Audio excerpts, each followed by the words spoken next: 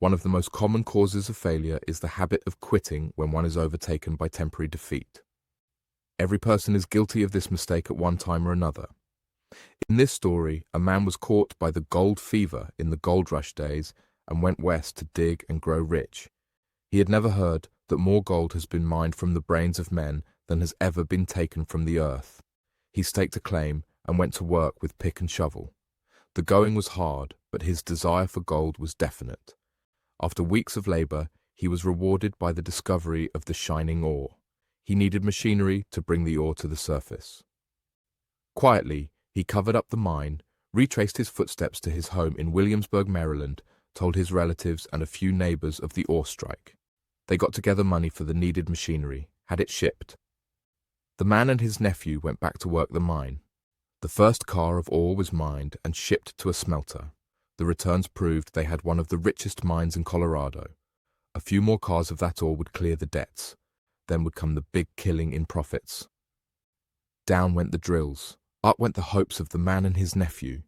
Then something happened. The vein of gold ore disappeared. They had come to the end of the rainbow, and the pot of gold was no longer there. They drilled on, desperately trying to pick up the vein again, all to no avail. Finally, they decided to quit. They sold the machinery to a junk man for a few $100s and took the train back home. The junk man called in a mining engineer to look at the mine and do a little calculating. The engineer advised that the project had failed because the previous drillers were not familiar with fault lines.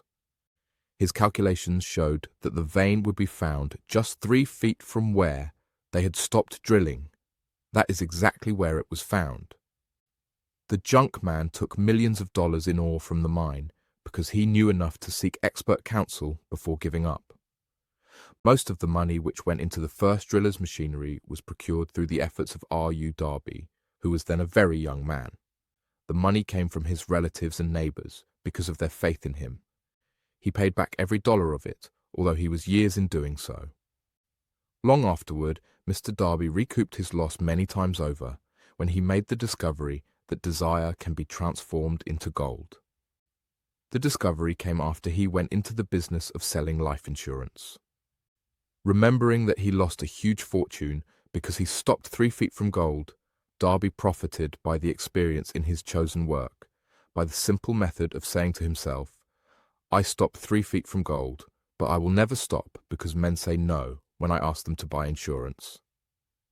Darby is one of a small group of fewer than 50 men who sell more than $1 million in life insurance annually.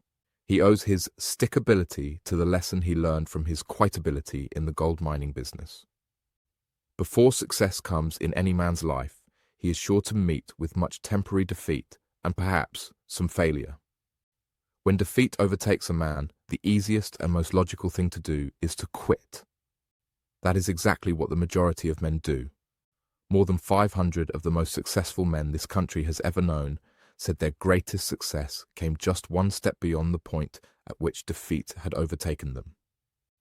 Failure is a trickster with a keen sense of irony and cunning. It takes great delight in tripping one when success is almost within reach.